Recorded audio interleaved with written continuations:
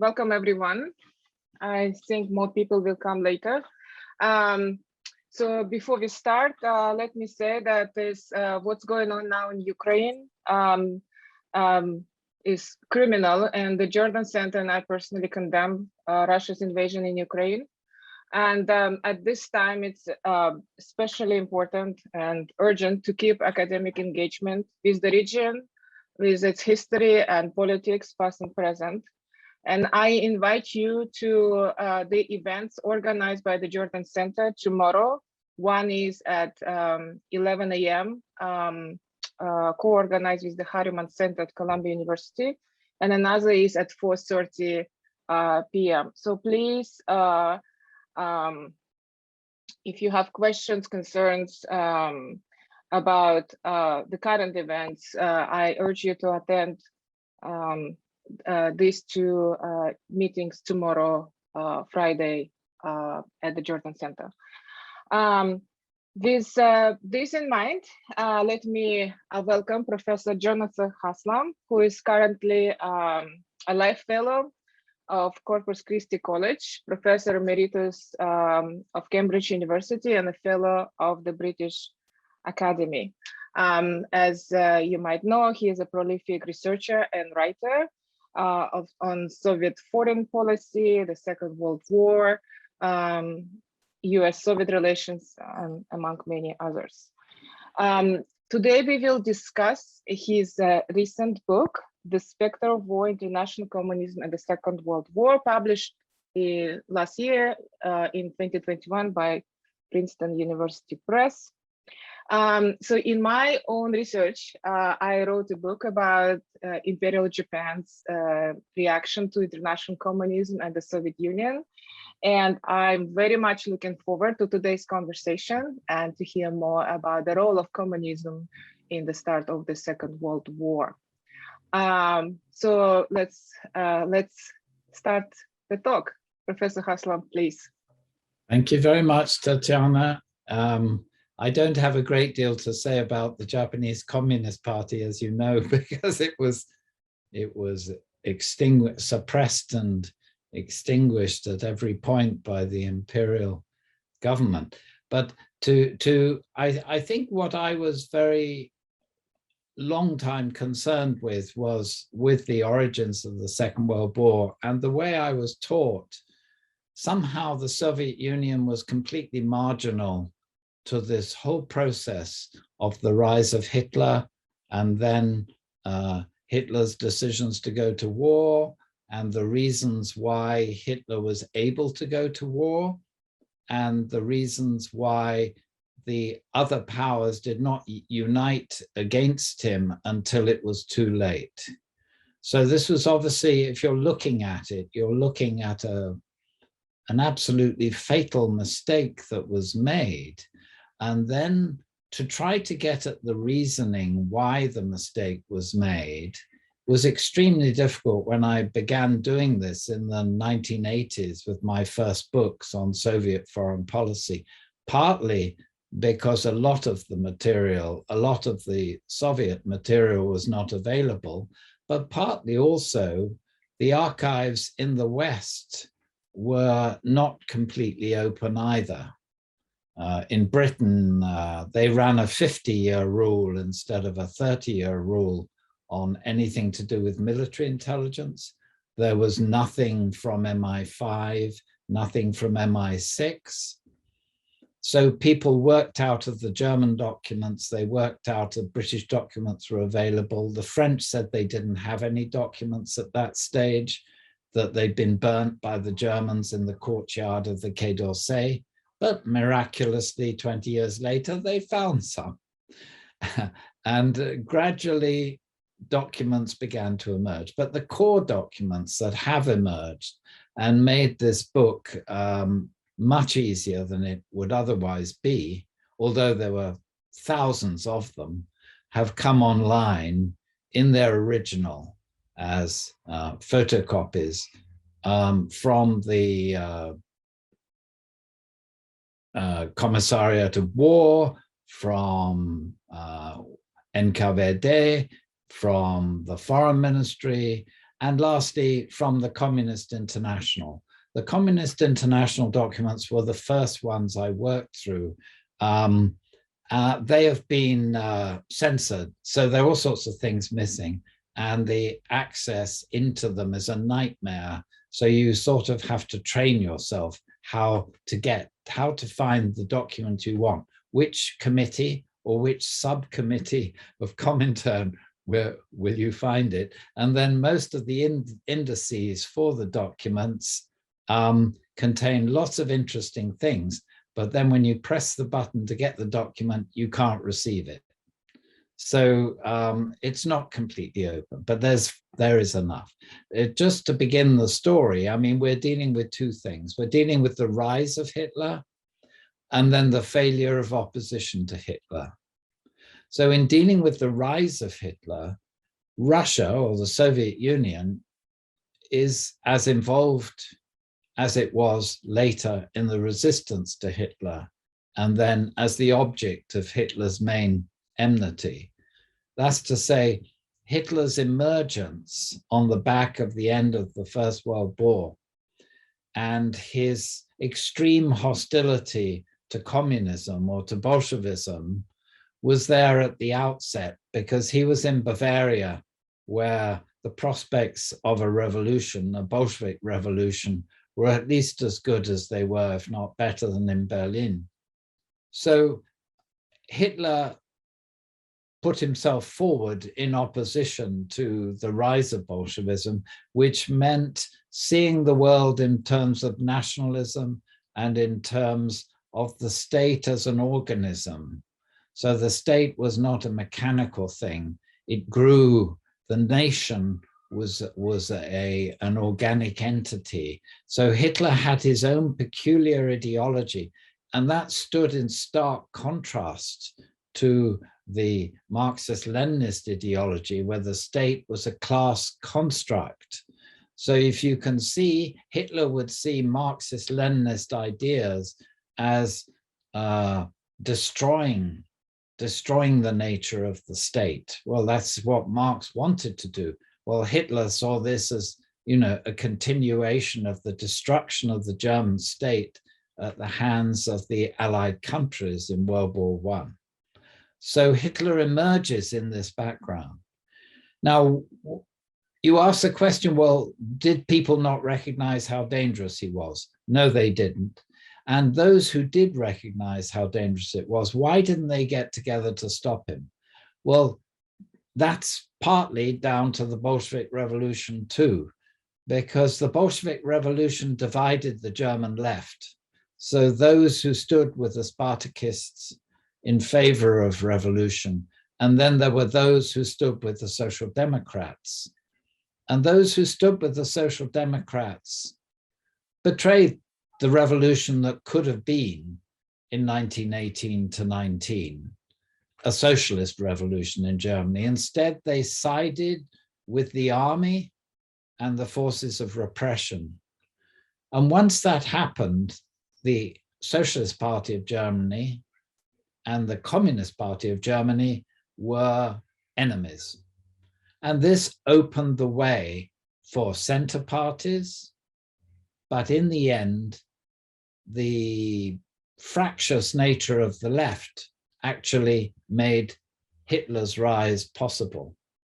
This is on the back of the economic turmoil after First World War, the mass inflation in Germany, the French military intervention in the Ruhr in 1923, until the Americans come in and solve everything by helicoptering dollars all over the place, the Dawes Plan. But then the whole thing crashes again in 1929 when Wall Street crashes and there's a run on all the banks, there's debts are called in, credit collapses, and it hit Germany in 1931 really heavily. So circumstances explain Hitler's rise to power as well as these political enmities. But once these circumstances were set at the beginning of the 30s, why did Hitler have an advantage?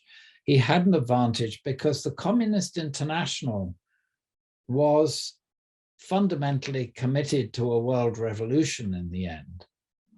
In the short term, Stalin was skeptical about anybody making their own revolutions except Russians.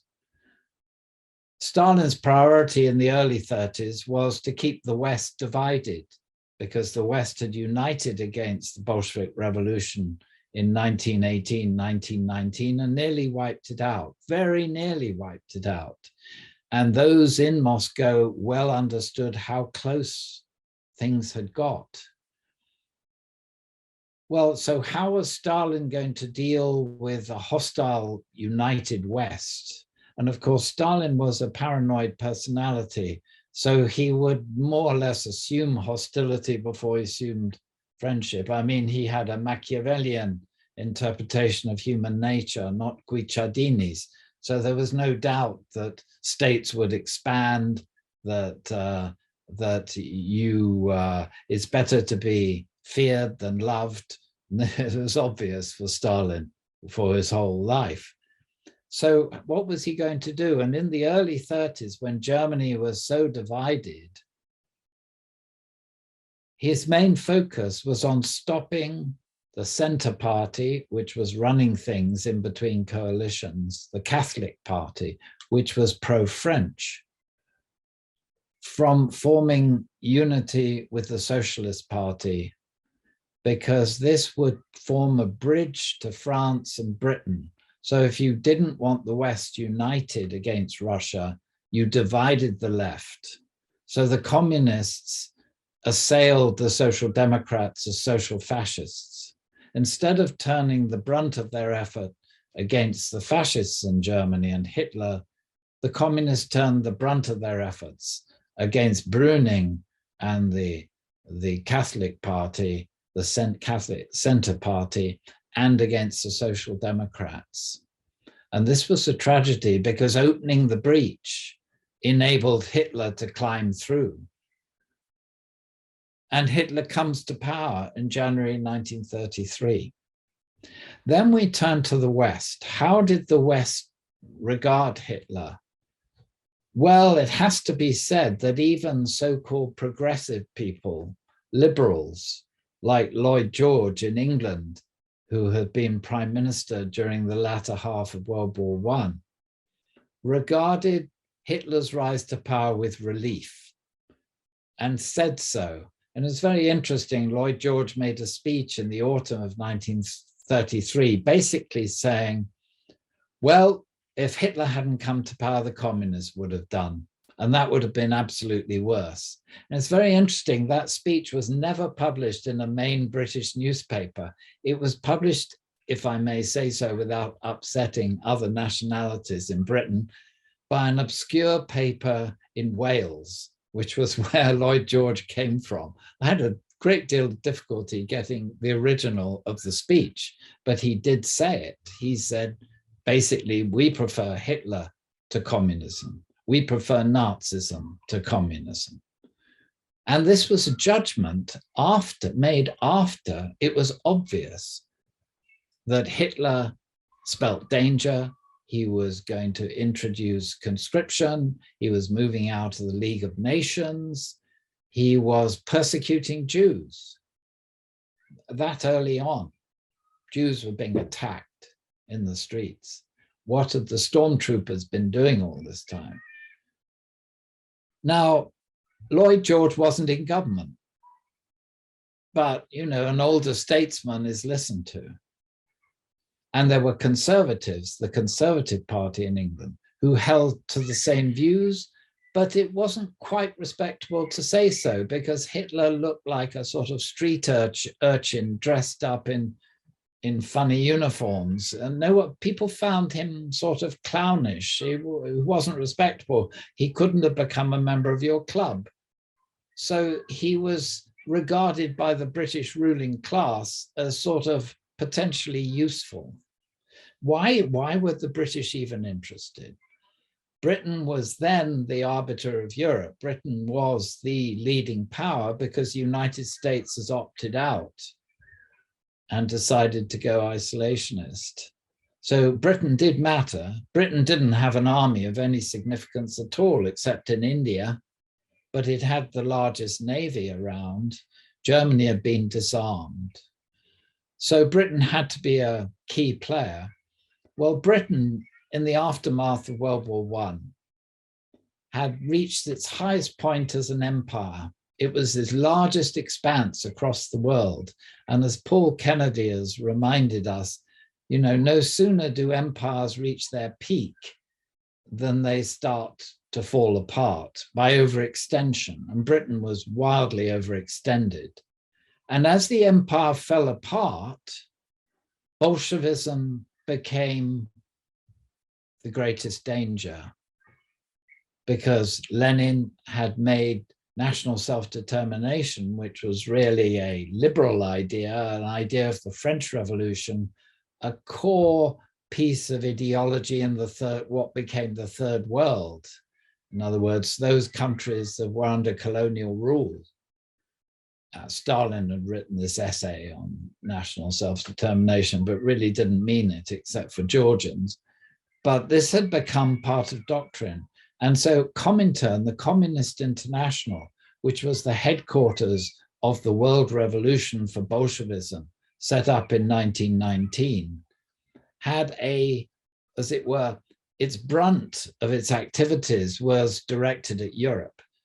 But the second wing, as it were, was directed at what's now the Third World, the colonial world. And who was the largest colonial power? Britain. And the Bolsheviks, particularly Karl Radek, who was the most intelligent of them, who was secretary of the Communist International, identified Britain as the enemy. Britain had to be destroyed, and would be destroyed from within, but also from without, from within the British Empire. Trotsky too. Trotsky had wanted the Red Army to march through Afghanistan to India. It wasn't really capable of it, but that was his great idea. Well, hopes for revolution collapsed in August 1920 when Lenin failed to take Warsaw, which meant the seizure of Germany was impossible by force of arms. The revolution had set back, the compromises had to be made, the new economic policy at home, granting concessions to capitalists. But the goal of communism was still there. And when Stalin, after Lenin's death in January 1924, Stalin managed to accrete to himself all the levers of power. So by the mid to late 20s, he was primus inter pares. He was the leader, but he wasn't dominant. He was the leader because he managed to forge a coalition against Lev Trotsky. And Trotsky was regarded as a Napoleonic figure. The danger of a Soviet Bonaparte was the thing they played with because he looked so good on a horse. When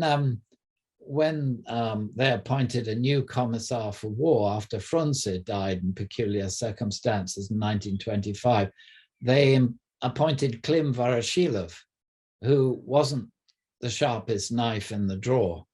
The joke was that when Trotsky rode this white horse onto Red Square, everybody said, "Wow, Comrade Trotsky." And when Voroshilov rode the horse onto Red Square to inspect the troops, they say, "Wow, the horse." And this was Stalin's sort of lumpenproletariat Politburo, people who would follow his every need. Well, under him, the great opportunity arose in the mid-20s with the Chinese Revolution. The British, who ran Shanghai in China, Britain was the dominant power in China. It owned basically most of the Chinese economy and controlled all of its trade. There was a famous sign up in the park in Shanghai in the international settlement to which Chinese could only come as servants that said, "No dogs, no Chinese." That was the park.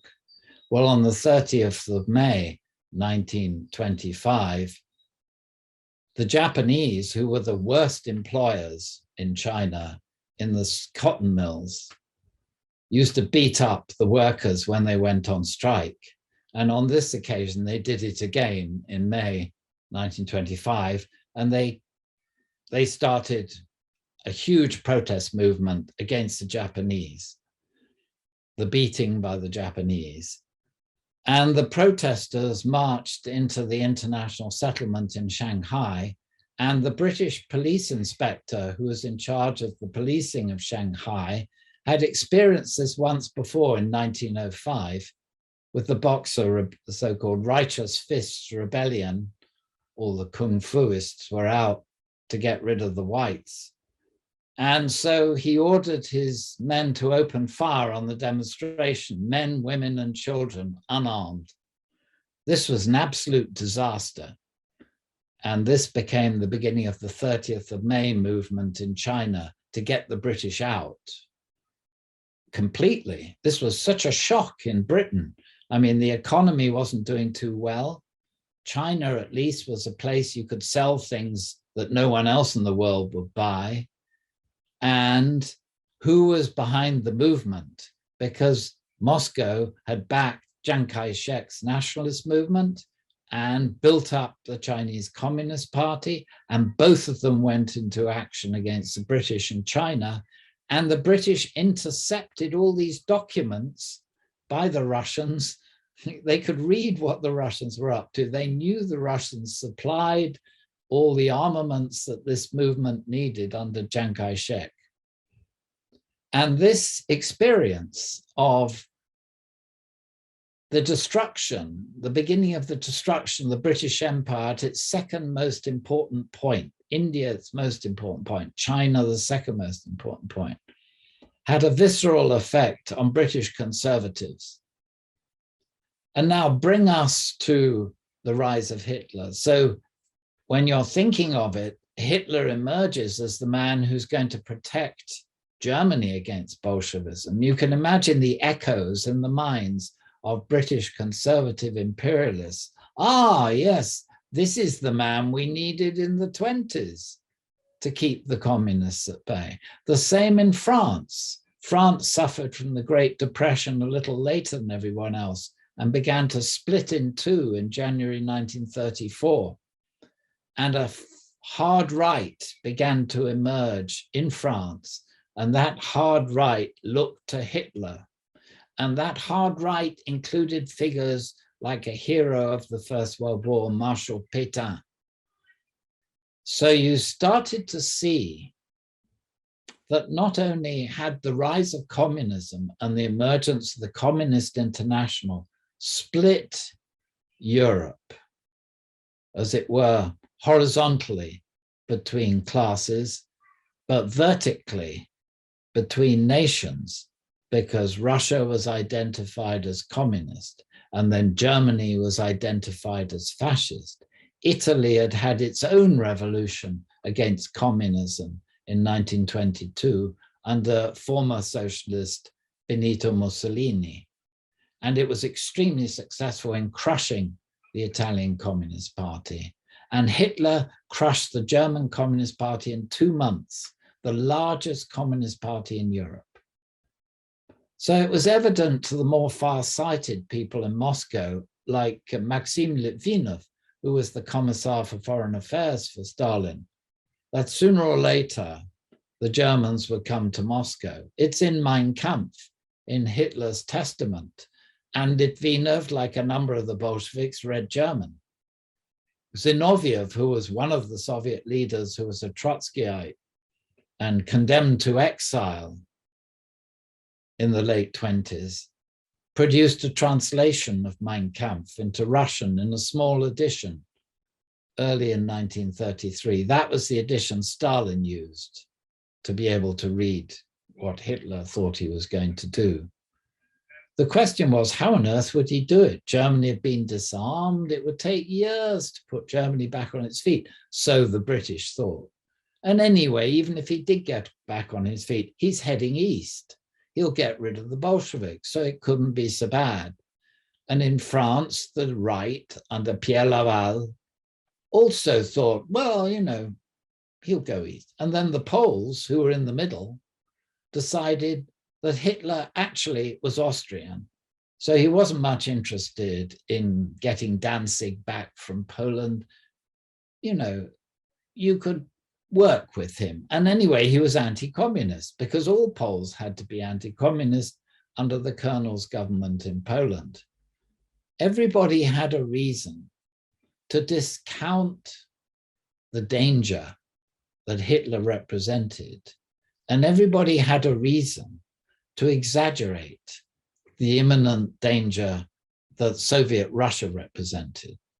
Now, I'm not saying Soviet Russia wasn't, you know, the center point of world revolution, but actually Stalin began killing off revolutionaries at a far greater pace from 1936 than Hitler got to. So the question was, well, you know, was the Soviet Union really the center of world revolution? Well, some people believed in the long run. Maisky, who was the ambassador in London, Kollontai, who was the ambassador in Stockholm, they said, don't worry, close your eyes to the shootings. In the end, a new Russia will emerge, and that will carry the revolution forward. Stalin is as it were passing through. He you know, don't take him too seriously for too long. But if you ask the question, so why didn't these other countries that became victims of Hitler very early on, why didn't they get together against him? Because in a way they thought the priority was to guard yourself against the East. The Czechs, for example, Czechoslovakia made a pact with France, a mutual assistance pact directed against Germany. But they had one clause in it, which was when the Russians joined this pact, well, we don't want Russian forces coming through Czechoslovakia to fight the Germans unless the French are here. In other words, and how were the Russians supposed to take a forward policy against the danger from Hitler when they had Poland in the way, the Baltic states in the way, Romania in the way, Czechoslovakia in the way? They had to get through somehow, but the Soviet-Czech pact actually didn't permit them to do it. And when things came to a head in 1938, and the British and the French sold the Czechs down the river to Hitler in order to have peace and quiet in Western Europe, it was almost too late. And under the pressure of the British and the French, the Czechs started calling Moscow and said, well, will you help us out? If we try and fight, will you help us? And in the end, they said, okay, we will. But then how are they going to get there? Because Romania stood in the way of Czechoslovakia and Russia. And so the Russians asked the Romanians.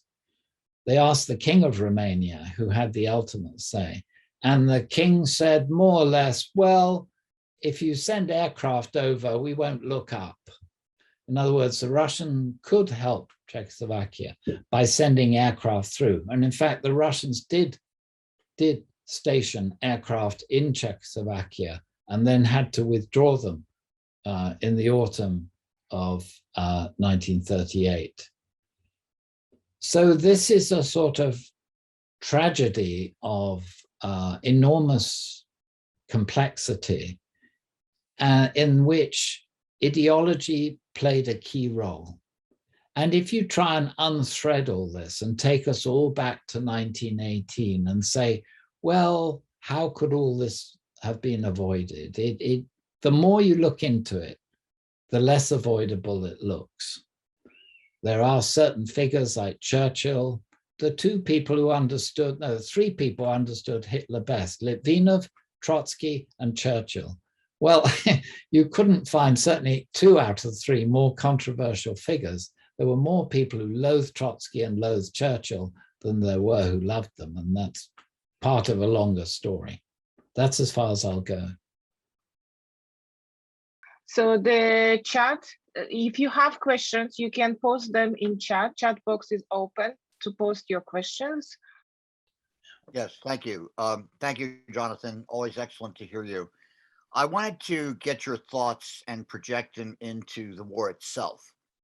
How do you feel these kind of conflicts that you studied and looked at in your new book, and of course in all the body of your work over many years, how do you think these factors into the whole issue of the second front? And that is launching a second front in 42 or 43.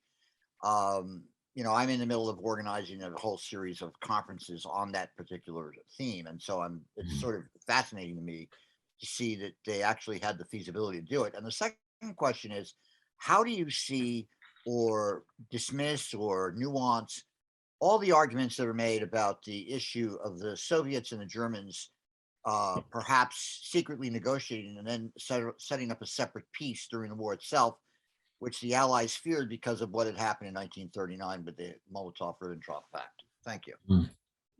Oh, excellent question. Slightly out of field, but yeah, the second front issue is the fascinating issue, I think, of World War II outside of the military field. And this is where I've learned to be very wary of documents of state. You start to realize well, certainly in the West. I mean, in Russia, because, Stalin's people, they thought nobody's ever going to see anything I write. I mean, the idea that any of those archives would ever be opened was just unthinkable. That's very useful to us because they really do write as they think and as they say. They don't imagine somebody's going to come and look at them later and make judgments. Whereas the trouble is with British in particular and American in particular documents, too much got out after World War I. You have all these diaries and papers. So anybody writing in that at that time had to have a sort of thought in the back of their head. How will this look? So there is some disingenuousness, not just between the Allies, between Britain and America in discussing the second front.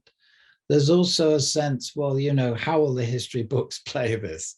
So I'm not saying these documents don't tell you what's happening, but I am saying to be very, very careful of them and some of the private diaries when one's reading this. But I think you can say safely that, and it links to your other point about the discussion of separate peace, is that these were allies, these were reluctant allies, these weren't natural allies.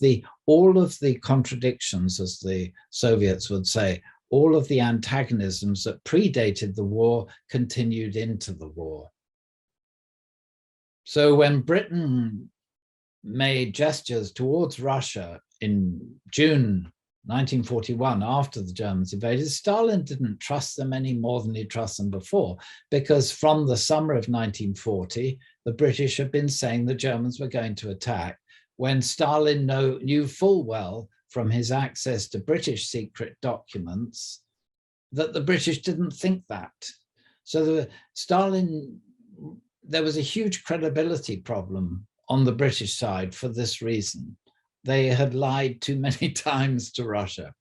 And of course, the British didn't trust the Russians because even when Comintern was abolished, it was still the center of world communism, wasn't it?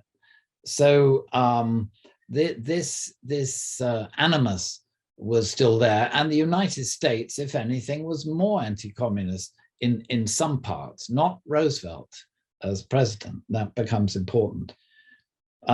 So now on the issue of separate peace, everybody had discussions with the other side.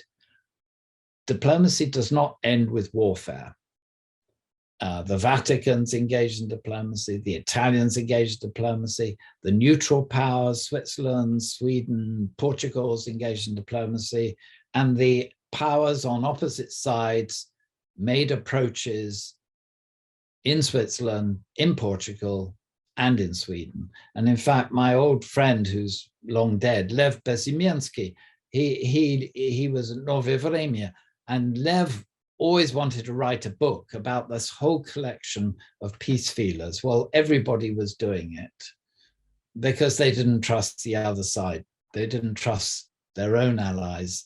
And they felt, well, they'll be talking to them if we don't talk to them. And so the Germans, particularly Himmler's people, had a heyday, throwing dust in the Allies' face. So that in fact, these suspicions the British had of the Russians and vice versa were totally exaggerated. It got to the point when the bomb plot happened to assassinate Hitler, and Stalin had ideas of assassinating Hitler and called them off at the last minute. And then when the bomb plot happened and Stalin got to know of the names and the people who'd been behind the bomb plot, he was very suspicious because it seemed that they wanted to kill off Hitler and then carry on the war against the East. In other words, being anti-Hitler didn't mean you wanted peace on the Eastern Front. You just wanted peace on the Western Front. So in other words, you must set the arguments about the Second Front, creating a Second Front in Europe, and the arguments about separate peace against this background of chronic mistrust between the Allies. I have a question. I have many questions. So my first question is about the archives. You mentioned at the beginning of your talk that the archives were opened and now digitized and available. So do you mean those archives, the Russian archives that were open in the early 1990s, or something was open more recently? No. These opened, where are we now? They opened 2020. 2020. These started to come online 2020.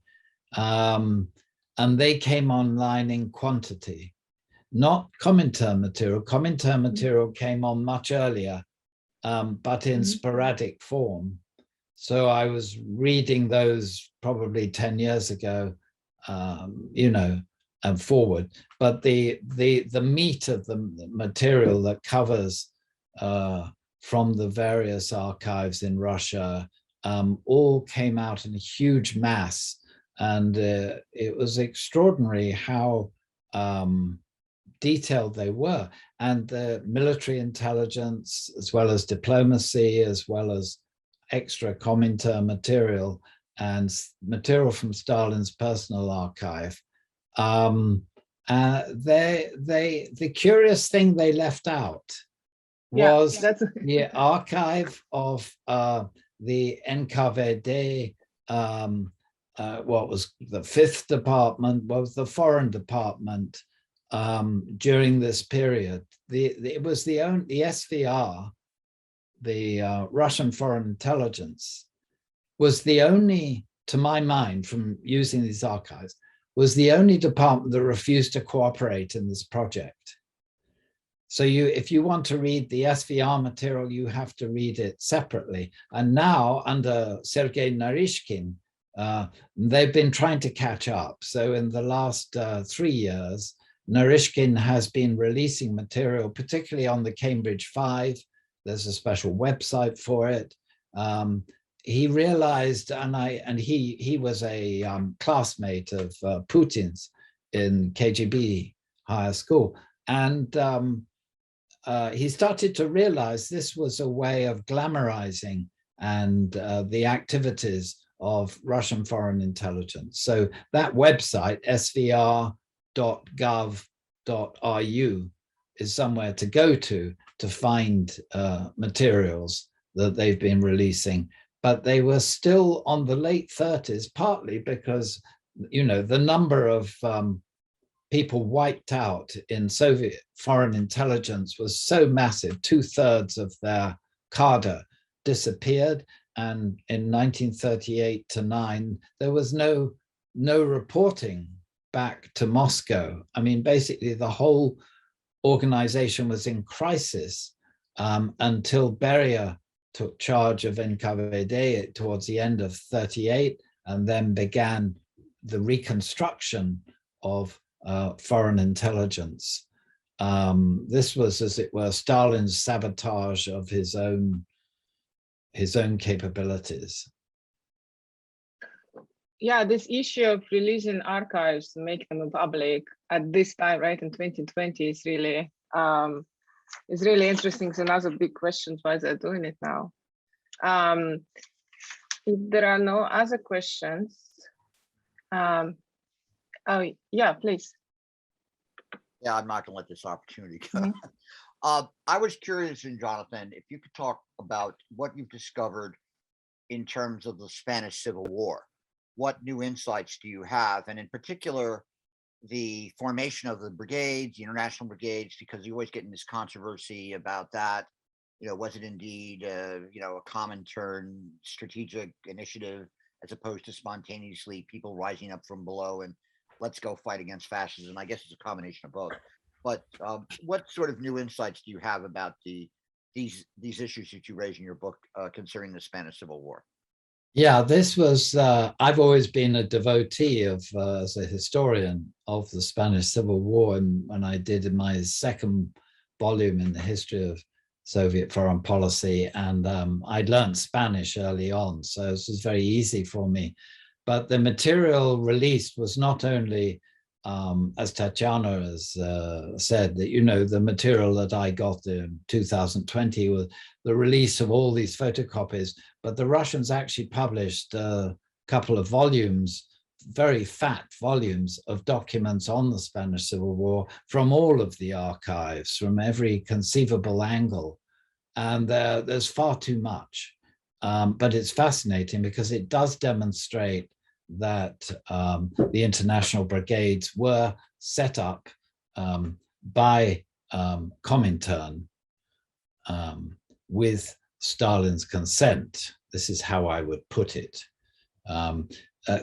Comintern was a much more pluralistic organization than what people would conceive of in Stalinist Russia. That's one of the reasons Stalin wiped out 2/3 of the Comintern cadres in Moscow between 1937 and 39. These were tough people. These people had been interrogated in fascist prisons. They had had to flee. They had lost families. You know, these weren't people you fooled around with. And they took the initiative when the Spanish Civil War broke out. Frankly, the people in charge of Narkomindial in Moscow, they weren't interested. Well, what on earth use is Spain? You know, we didn't even have any diplomatic representation in Spain. They didn't even have a TASS correspondent in Spain, or a Pravda correspondent, or Izvestia correspondent. It was the wrong end of the Mediterranean. The Russians didn't have a big fleet. Then young men started writing in to the authorities and trying to volunteer to go and fight. These were young men in Russia volunteering to go and fight. And then Comintern took it up as an issue in Moscow and had to fight the issue to get attention. And they mobilized opinion, and then they mobilized the international brigades because there wasn't going to be any other help. So this was, as it were, not an initiative from the dictator Stalin. This came from within Comintern itself. So it's a fascinating story. And throughout the Spanish Civil War, where you do have Red Army personnel in Russia, flying airplanes, providing for the artillery protection of Madrid during the siege by the fascists, there was a lot of initiative and there were a lot of clashes. The tragedy came in 1937 when the Communist Party of Spain, which was a highly sectarian minority organization, regarded its opponents on the left, particularly the Trotskyists, as almost as bad as the fascists. So you've got a replay of the way the German Communist Party treated the Social Democrats in Germany, you had a replay by the Spanish communists against the Trotskyists in Spain. And before long, you had thugs from the NKVD arriving in Spain and shooting up the Trotskyists instead of the Nazis, instead of the Germans in Spain and the Italians in Spain. So the Spanish Civil War, if you will, sucks in all of the tragedy of the past of Comintern and the tragedy of the present in Moscow, which was, you know, prove you're not a foreign agent rather than prove you are a foreign agent, prove someone is. Someone had to prove they weren't, which is of course impossible. So, but the story of the Spanish Civil War is a remarkable panorama and a huge tragedy that I think was inevitable because the left in Spain played it very badly. When the left finally got to power in a system of representation that was always a bit dodgy, when they were kept out of power, when they created the Republic a few years earlier, when they came to power, they thought now the revolution will happen. And they crowed about it and they victimized those on the right. There were assassinations, there were land seizures in the countryside, they attacked monasteries, convents, raped nuns, slaughtered priests. Priests ended up going around in ordinary civilian clothes so they couldn't be immediately identified in the street. This is before Franco tries and succeeds in trying to take power in July 1936. So there was a revolution going on in Spain before this counter-revolution. And I think one has to understand that revolution and how it inspired the fascist right in Spain. So it's one of those, even today, Spanish historians find themselves on one side or the other in this tragedy. I will use this opportunity also to ask a question. So while listening to your talk, I was just thinking this very simple question. Why was communism so feared? Why the elites in Europe were so scared of communism that they even preferred Nazism or fascism? And another thing I understood from your talk, that we cannot talk about unified or sort of united anti-communism in Europe, right? Each country had their own stakes in opposing Bolshevism or communism. And particularly with the British Empire, you mentioned that Lenin's claims for national self-determination were the key to, as I understood, right? Correct me if I'm wrong, were the key for this growing sort of anti-communist sentiments and actions. The same we can see in the Japanese Empire, because national self-determination, right, destabilized situation in colonial Korea and in China. But another thing, that is my question. You also talked about ideology. In case of Imperial Japan, the communist claims, calls for class struggle and understanding the society in terms of class. That was another issue that that the Japanese conservatives and even liberals opposed to, because it would destabilize national community.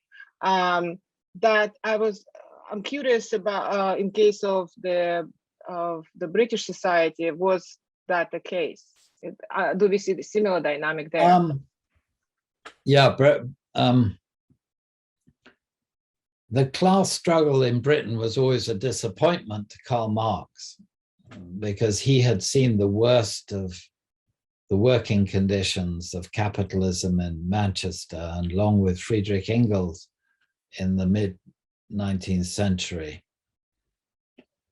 But as the Russians always said, as Lenin always said, you know, the British bourgeoisie are very far-sighted.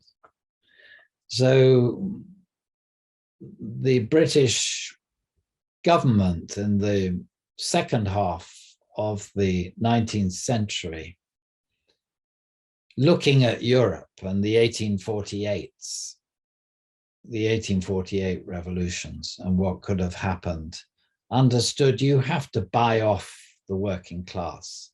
You have to reincorporate the nation and win them over. And this spirit was very much the spirit of Robert Peel in the 1840s and Disraeli, Benjamin Disraeli, Britain's first Jewish prime minister. He knew what it was to be an outsider. And so the British did something far-sighted. They cleaned up the cities that you read about in Dickens, these horrible conditions. They provided sewage. They gave local government. They provided culture. You had, so there was an atmosphere of charity and an atmosphere that personal improvement was important. And then public education for primary schools began in 1870, etc., etc. So even with the First World War, there was a sense of pulling the country together, and Lloyd George, as a, if you like, what they called a social liberal, a liberal with a sort of socialist conscience, wanted to pull society together. Now, it was possible to do this because of the British Empire. So tea was cheap, bread was cheap, cotton shirts made in Lancashire, but you could export vast quantities to India, where the cotton had originally started, and to China, and make vast profits. So you had, in fact, a sort of a store of wealth constantly accumulating in Britain, from which you could throw out money and public works and improve the lives of the population as a whole. This reached its peak in 1914. So saving money in England, everybody saved money and invested. They invested in houses and they invested in foreign countries. Everybody was into savings and investment. You can find a wonderful description of it in Maynard Keynes's classic, The Economic Consequences of the Peace. That's a classic everybody should read. And this mentality of saving and investing. Well, World War I just blew the bank. I mean, all these savings and investments were used up in days. By the end of the war, I mean, Britain was borrowing millions of dollars a day in those days from JP Morgan, which got amazingly wealthy. So in other words, Britain's social stability, the prevention of a class war, pivoted on the wealth from empire. So when Lenin attacks the wealth from empire, he knows what he's doing.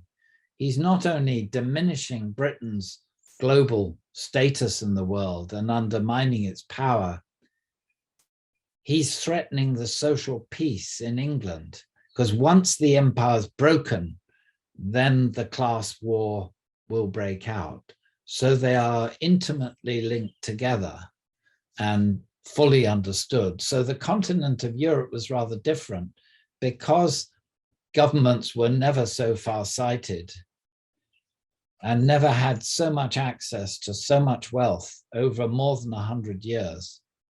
Class conflict was visible everywhere on the streets, so that when the Great Depression hit France in 1933, what was the reaction of French employers? Cut wages, throw people out of work, save the business.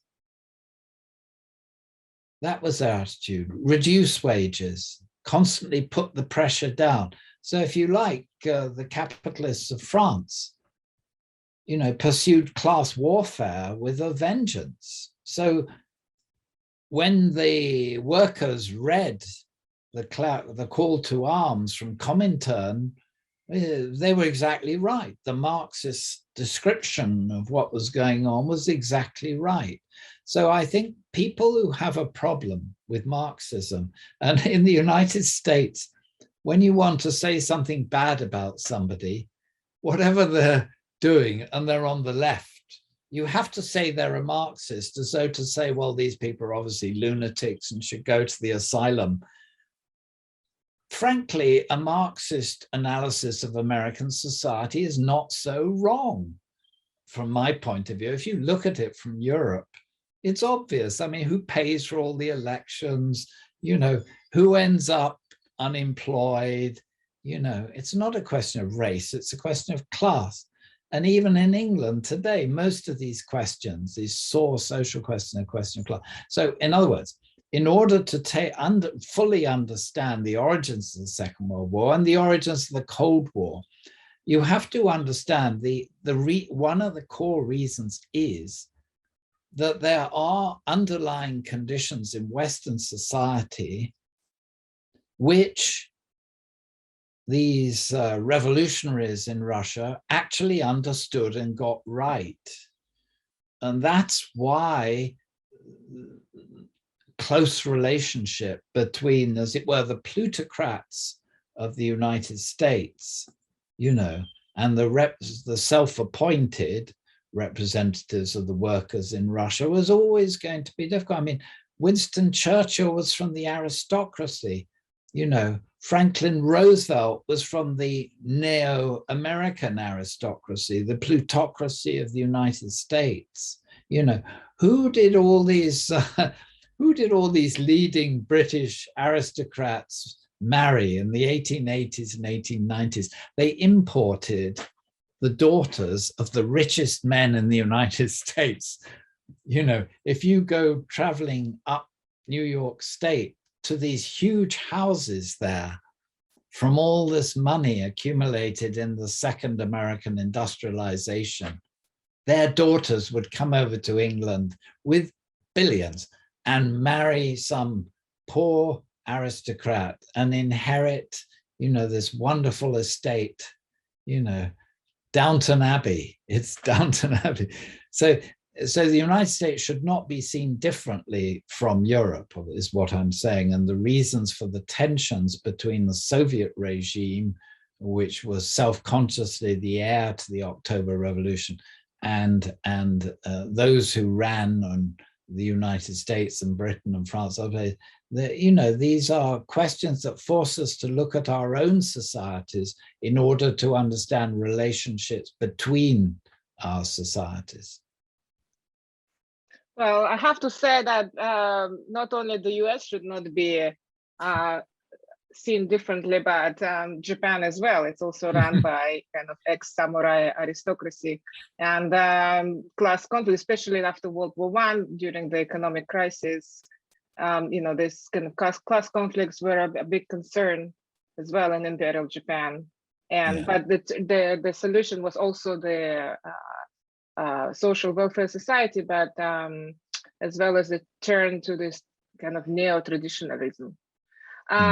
But anyway, and also another remark, as a historian of interwar Japan, I absolutely agree that Second World War and the Cold War should be understood in a bigger context, and the context of international communism and the rise of the Soviet Union.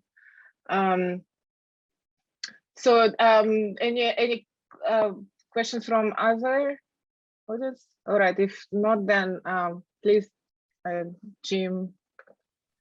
Yeah, does anybody else want to ask some questions? Because I don't want to hog it up here. You're doing well. but I think that, yeah. All right, well, I want to turn the attention to the question of anti-imperialism between the wars. And I'm sort of noticing in the past 20, 30 years, there's sort of been this resuscitation in the academy of this in some ways, ahistorical view towards what happens after the war with the Bandung Conference. And it always amazes me because all the things that happened during the 20s and 30s around the world tend to be minimized or factored out or sort of reified into some sort of objective kind of stereotypes that don't bear relationship to the complexity of the situation. So I want to get your opinion about the Comintern's policies in terms of supporting anti-imperial movements. For example, a few years ago, I attended the AHA, and Christopher Gotcha, who works on Vietnam, came up with this mind-blowing number of the amount of Vietnamese that were up in Yan'an in '39. He came up with a number of close to 1,000, which I'd never heard before. And so it said to me, like, well, what the hell's going on here? You know, what are the interrelationships with training people for revolution? And yes, the ruling class, you know, you read a book like Armed Insurrection by Newberg. I mean, they're training people to launch urban armed insurrections in the Comintern. It's not a game. It's not a, so, I mean, you know, this is from the point of view of the ruling classes in Europe. This is a concrete threat in the empire, that they're training people who can actually carry this out. So I'm wondering what you've discovered that's new in the nuances about how that interaction between, you know, movements on the ground. We know the complexities of how third world nationalism is morphing in the 20s and 30s. But what have you discovered that's new about how the Comintern is dealing with this issue or not? Yeah, I mean, Comintern was really an extraordinary organization. When you go into the archives, you start to see how it's structured, with local parties reporting in to the executive committee, the executive committee having subcommittees. It's not just a bureaucratic organization, but for example, when the uprisings of Vietnamese nationalism began in 1930 against French domination or French colonialism, it began as a nationalist rebellion, like it did in China in 1925. It took about 3 months before the communists began to take leadership of that nationalist rebellion. In China, they couldn't succeed so quickly because Chiang Kai-shek, who was the protege of Sun Yat-sen in charge of Kuomintang, Chiang Kai-shek could see them coming and could block them. And he'd also been for a little bit of training in Moscow. So he was a very smart cookie, and beautifully portrayed in this book of on General Stilwell by Barbara Tuchman, Sand Before the Wind. You understand a lot from reading that. But anyway, the Vietnamese communists, you know, were brilliantly ruthless at inflicting terrorism on anybody associated with the French authorities in 1930. And they sort of let Moscow know what they were doing and then asked for some more money. So it was an organization that did work by local initiative, and Mao Zedong epitomized that. Mao Zedong knew how to handle Stalin and created his own organism, if you like, in Paoan and then Yan'an. He sealed himself off from Russian power and then used his power to negotiate with Russian power. So you've got this sort of interaction between communism and nationalism, even within the world communist movement. So by the time you get to Bandung in 1955, this is a continuation. Moscow, this was Mikoyan's project, Anastas Mikoyan's ideas about how to do things in a Leninist fashion. This was a sensible pursuit of Leninist practice, winning over the bourgeoisie of the third world as allies, because the workers of the third world, or many third world countries, weren't yet ready, or their workers' organizations were being crushed. So you'd ignore that and take the nationalism as a substitute. like with Gamal Abdel Nasser, who had an idea of Arab socialism, but he'd pull out the toenails of real communists while he was making love to Moscow. And Sukarno in Indonesia, the same thing. The communists just thought, well, if we hang on long enough, this nationalism, which Moscow is exploiting, will no longer be needed because we'll seize power, which the Indonesian Communist Party came quite close to doing in 1965 before CIA and others wiped them out. So it's a very interesting period. The continuity between 1917 and 1955 is there. There's no caesura of the Second World War between those things. The Second World War enhances the wars of national liberation that Lenin had encouraged earlier on. It didn't change it. I think I'm going to have to go soon. Yeah, yes. I just wanted to say that we have a couple of minutes, and before we let you go, can I ask you my last question? Back to the topic, the title of this talk was the Second World War inevitable. Do you think there was no point between 1917 or 18 and the late 30s where the war could have been averted, that something could have been done? Yeah, it's, I think if you're talking, well, let's take if you're talking about two people, like in a relationship, you could have a marriage guidance counselor come in, or you have arbitration in business between a dispute between two companies. But this is a multi-factor analysis. I mean, there are so many countries involved. There are so many distinctive domestic situations involved, not just in Europe, but beyond Europe. So unraveling this, it's a multi-factor thing. It's sort of like climate. You can't put it all down to one thing and say, well, that explains everything. And we don't know what the weights were, because obviously we're dealing in human relationships. We're not dealing in science. So we can't give a weight factor to any particular entity at a particular time. You're always discovering after the fact that you got it wrong. And Stalin himself found himself on the wrong side of things. Lenin got it wrong in 1920 about Poland. He thought the Poles would be delighted to see the Red Army. No, they weren't, because they were Russians. So, the communists underestimated nationalism as a factor in Europe, and then they overplayed it in the Far East and upset the communists there. So, what you're aware of is the fragility of the human mind to actually grasp complex social movements of complex social change. And when someone asked Zhou Enlai's view of the French Revolution, you'll remember the French Revolution of 1789, his comment was, it's too early to say. In other words, you've got to go way, way forward to see how this interplay, the dynamics of the interplay actually work. This goes for all of history.